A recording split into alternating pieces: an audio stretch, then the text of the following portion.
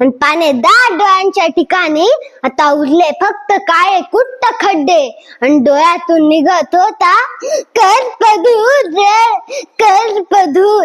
आता सजा होती. काही काही राजकारणी लोक अशा असतात की जे आश्वासन देतात आणि विसरून जातात. पण आता हनुमान जयंतीला खूप दिवस झाले आणि डॉक्टर राजेंद्रजी पिपाडे यांनी मला हनुमान जयंतीच्या दिवशी आसन दिलत आणि आज मला त्यांनी मोबाईल दिला, त्याबद्दल त्यांच्या. गेल्या काही महिन्यांपूर्वी हनुमान जन्मोत्सव सोहळ्यावेळी राहाता शहरातील बालव्याख्याता धनराज शेटे यांना आपल्या अमोघ वाणी आणि ओघवत्या वक्तृत्व शैलीनं उपस्थित मान्यवरांना मंत्रमुग्ध केलं होतं आणि त्या मान्यवरांमध्ये भाजप नेते डॉक्टर राजेंद्र पिपाडा हे देखील सामील होते. तेव्हा डॉक्टर पिपाडा यांनी चिमुकल्या धनराजला जवळ घेत त्याची विचारपूस केली आणि त्यावेळी धनराजनं डॉक्टर पिपाडा यांना माझं यूट्यूब चॅनल असून त्यावर मी माझे व्हिडिओ टाकत असतो असं सांगितलं. मात्र मोबाईल वडिलांचं असल्यानं त्यांना त्या मोबाईलवर काम असते म्हणून अनेकदा चॅनलवर व्हिडिओ टाकता येत नसल्याची खंत व्यक्त केली आणि तसेच डॉक्टर राजेंद्र पिपाडा यांनी धनराजला नवा मोबाईल घेऊन देईल असा शब्द दिला होता. आज दिलेल्या शब्दाला जाग डॉक्टर राजेंद्र पिपाडा यांनी धनराज शेटे आणि त्याच्या वडिलांना आपल्या निवासस्थानी निमंत्रित करत राहाता शहराच्या प्रथम लोकनियुक्त महिला नगराध्यक्षा सौ ममता पिपाडा यांच्या हस्ते धनराजचा छोटेखानी सत्कार करून नवा मोबाईल भेट स्वरूपात दिल्यानंतर चिमुकल्या धनराजच्या चेहऱ्यावर आनंद झळकला. यावेळी धनराज शेटे यास उपस्थितांनी छोटे व्याख्यान म्हणून दाखविण्याचा आग्रह केला असता धनराजनं छत्रपती संभाजी महाराजांच्या क्रूर हत्येचा अंगावर शहारे आणणारा प्रसंग जशाच्या तसा उभा करत उपस्थितांना मंत्रमुग्ध केलं. तसेच धनराजनं डॉक्टर राजेंद्र पिपाडा यांचा प्रामाणिक व दिलेला शब्द पाळणारा राजकीय नेता म्हणून उल्लेख करत त्यांचे व उपस्थितांचे आभार मानले व डॉक्टर राजेंद्र पिपाडा यांना देखील चिमुकल्या धनराजच्या बुद्धिकौशल्याचं कौतुक करत राहाता शहराची शान असल्याचं सांगत अशा बालकलाकारांच्या पाठीवर कौतुकाची थाप देणे हे आपल्या सर्वांचं कर्तव्य असल्याचं सांगितलंय. या प्रसंगी महावीर पिपाडा, साहिल पिपाडा, निखिल पिपाडा, सामाजिक कार्यकर्ते दशरथ उपे, ज्ञानेश्वर शेटे आदी उपस्थित होते. राहता येथील ज्ञानेश्वरजी शेटे यांचा मुलगा धनराज शेटे चौथीमध्ये आहे, तरी वेगवेगळ्या वक्तृत्व स्पर्धेमध्ये भाग घेऊन आपल्यामध्ये जे कलागुण आहे ते दाखवण्याचं काम करीत असतो. महाराष्ट्राचा आराध्य दैवत छत्रपती शिवाजी महाराजांची जयंती असो, संभाजी महाराजांची जयंती असो, देशाचा स्वातंत्र्य दिन 15 ऑगस्ट असो की 26 जानेवारी असो, सर्व ठिकाणी धनराज शेटे त्यांच्या भाषणाने लोकांना मंत्रमुग्ध करत असतो. आणि म्हणून आम्ही ठरवलं की अशा या लहानशा बालकाला प्रोत्साहित करण्याची गरज आहे, त्याच्या पाठीवर कौतुकाची थाप मारण्याची गरज आहे. म्हणून राहत्याच्या प्रथम लोकनियुक्त नगराध्यक्षा ममता पिपाडा यांच्या हस्ते त्याचा सन्मान करण्यात आला आणि त्याला एक छोटीशी मोबाईलची भेटही देण्यात आली. मी या निमित्ताने सर्वांना आवाहन करतो की अशा या छोट्याशा बाल कलाकाराला समाजाने प्रोत्साहन देण्याची गरज आहे. कारण आपण जर त्यांना प्रोत्साहित केलं तर निश्चितपणे त्यांना आनंद आणि समाधान त्या ठिकाणी मिळत असतं आणि तो खऱ्या अर्थाने अगदी त्याची जी शब्दफेक आहे ती अत्यंत चांगली आहे. इतक्या कमी वयामध्ये छत्रपती शिवाजी महाराजांवर व्याख्यान देणं, धर्मवीर संभाजी महाराजांवर व्याख्यान देणं इतकी सोपी गोष्ट नाही. म्हणून मी त्याचं मनापासून त्या ठिकाणी अभिनंदन करतो व त्यांनी असंच त्या ठिकाणी काम करत राहावं, व्याख्यानं देत राहावी अशी अपेक्षा त्याच्याकडनं व्यक्त करतो. पुन्हा एकदा त्याचं मी आपल्या सर्वांच्या वतीने अभिनंदन करतो. आज या ठिकाणी डॉक्टर राजेंद्रजी पिपाडा व प्रथम नगराध्यक्ष ममताबाई पिपाडा यांना एका हनुमान जयंतीच्या कार्यक्रमात माझ्याकडे माझं युट्यूब चॅनल आहे ते समजलं आणि माझ्याकडे मोबाईल नव्हता, त्यामुळे त्यांनी मला आज या ठिकाणी भेटवस्तू म्हणून एक मोबाईल दिलाय. त्याबद्दल मी त्यांचे खूप खूप आभार मानतो व मी सर्वांना माझ्या युट्यूब चॅनलचे नाव सांगतो, बालशिव व्याख्याता राहता आणि माझ्या चॅनलला सर्वांनी लाईक करा, सबस्क्राईब करा आणि शेअर करायला विसरू नका. त्यांनी काही राजकारणी लोक असे असतात की जे आश्वासन देतात आणि विसरून जातात. पण आता हनुमान जयंतीला खूप दिवस झाले आणि डॉक्टर राजेंद्रजी पिपाडे यांनी मला हनुमान जयंतीच्या दिवशी आसन दिलत आणि आज मला त्यांनी त्यांच्या घरी बोलावून माझा सत्कार केला व मला मोबाईल दिला. त्याबद्दल त्यांच्या बद्दल माझ्या मनात प्रतिमा आहे. धनराज ज्ञानेश्वर शेटे हा त्याला जेव्हापासून समजतं तेव्हापासून मारुती मंदिरात श्री हनुमान चालीसा मंडळाचा सदस्य आहे. हनुमान जयंतीला तो नेहमी चांगल्या कामामध्ये सहभाग असतो. राजकीय, सामाजिक आणि ऐतिहासिक या सर्व विषयावर तो व्याख्यान देत असतो.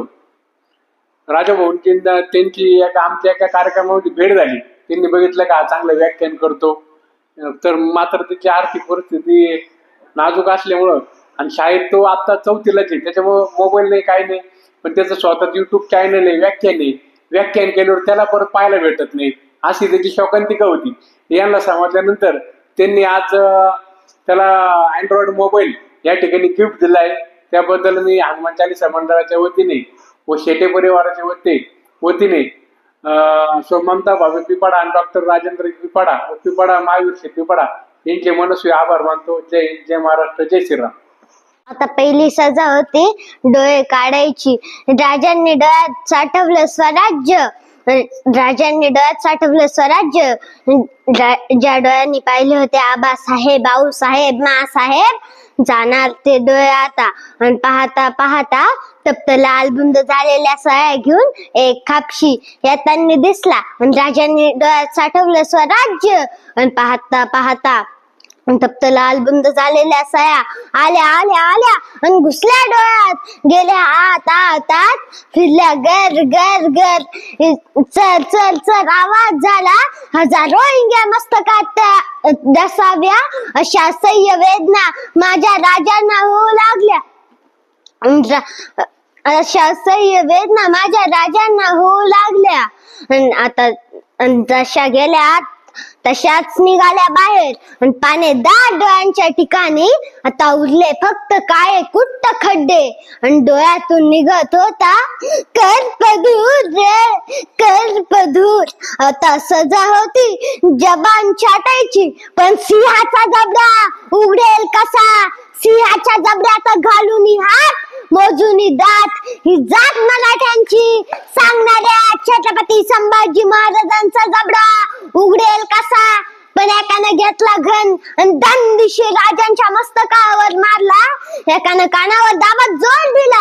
नाक दबलं, श्वासासाठी जीव तळमळला. जबडा उघडला, घेतली सांडशी चालली सप, तुटली जीभ पडली खाली वळवळत.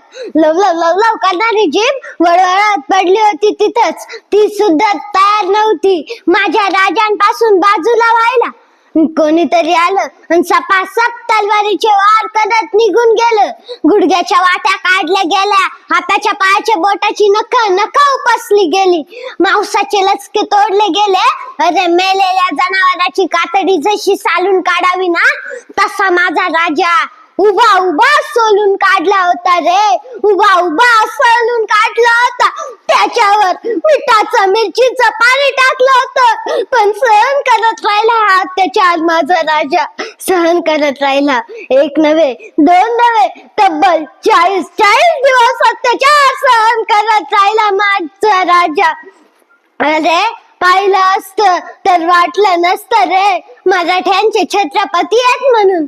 खुंटाला उलट टांगून काटेरी साखर दंडात लटकवून टोचले गेले होते असैक्य भाले. आणि तलवारीचे झाले होते सपासप वार. आणि अंगातून ओघळत होत लाल बुंद रक्त. आणि त्या रक्तानं माझा देव झाला होता पुरता भगवा. पुरता भगवा. आणि आता सजा होती पुरता भगवा. फाल्गुन वद्य अमावस्या 11 मार्च 1689. माझ्या राजांच्या शरीराचे तुकडे तुकडे केले आणि गुढी पाडव्याच्या आदल्या दिवशी माझ्या राजांचं मस्तक छाटलं गेलं. घेतला एक भाला आणि खुपसलं त्या भाल्याला एक मुंडकं आणि घेतला भाला आणि खुपसला त्या इंद्रायणीच्या डोहात आणि त्या मस्तकातून एक रक्ताचा थेंब टपदिशी त्या इंद्रायणी भीमेत पडला. इंद्रायणी भीमा पाशाळली, चौताळली, वैतागली, कारण तिनं पाहिलं होतं माझ्या राजांचं धैर्य, शौर्य, सहस्र. पण त्या रक्ताच्या थेंबातून जन्माला आले होते काही संभाजी, संताजी, धनाजी लढत राहिले राजांशिवाय. 14 वर्ष विराट लढत राहिले. जाता जाता संभाजी राजे औरंगजेबाच्या डोळ्यात निखार निखार नजरेनं पाहत सांगत राहिले, औरंगजेबा तू केलेस आमचे हाल हाल हाल. कशासाठी? या मावळ खोऱ्यात फडफडणारा भगवा खाली खेचण्यासाठीच ना, खाली खेचण्यासाठीच तू केले आमच्यावर वार आणि त्या वारानं आमचा देह झाला पुरता पुरता भगवा, पुरता पुरता भगवा. पण याद राख औरंगजेब, या वाराचा प्रतिशोध घेतील आमचे मावळे, तुझ्यावर करतील वार आणि त्या वारानं तुझाही देह होईल पुरता पुरता भगवा, पुरता पुरता भगवा. आणि अखेर औरंगजेब गेला, याच मातीत मेला. पण शेवटपर्यंत एकही मराठा त्याला फितूर नाही झाला. ही निष्ठा होती स्वराज्याची, ही निष्ठा होती छत्रपती शिवाजी महाराजांच्या त्यागाची, ही निष्ठा होती छत्रपती संभाजी महाराजांच्या बलिदानाची. जय शंभूराजे. प्रतिनिधी प्रशांत अग्रवालसह सुवर्णा ताकटे, साई न्यूज शिर्डी.